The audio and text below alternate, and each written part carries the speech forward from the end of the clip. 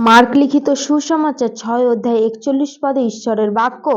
পরে তিনি সেই 5খানা রুটি ও 2টি মাছ লইয়া স্বর্গের দিকে ঊর্ধ্ব দৃষ্টি করিয়া আশীর্বাদ করিলেন এবং সেই রুটি কয়খানি ভাঙ্গিয়া লোকেদের সম্মুখে রাখিবার জন্য শিষ্যদিগকে দিতে লাগিলেন, আর সেই 2টি মাছ ও সকলকে ভাগ করিয়া দিলেন। হালেলুয়া। সেই 2টো মাছ, এই 5খানা রুটি ও 2টো মাছ ঈশ্বর যখন সেই স্বর্গের ঊর্ধ্ব দৃষ্টি করে ঈশ্বর আশীর্বাদ করলেন আর সেই রুটিকে ভাঙ্গিয়া লোকেদের সম্মুখে রাখিয়া শিষ্যদের দিলেন, সেই 2টি মাছকেও সকলে ভাগ করিয়া দিলেন। আর সেই অলৌকিক কার্য কি ঈশ্বর করেছিলেন। আমরাও যখন আমাদের কোনো কিছু খাবারে ঈশ্বরের আশীর্বাদকে তুলে দিই, যখন আমরা কোনো কিছু খাবারে ঈশ্বরের কাছে প্রার্থনা করি, প্রভু যে ভাণ্ডার হইতে আসিয়াছে প্রভু সেই ভাণ্ডারকে তুমি ভরাপূর্ণ রাখো, ওই খাবারকে অফুরন্ত করো।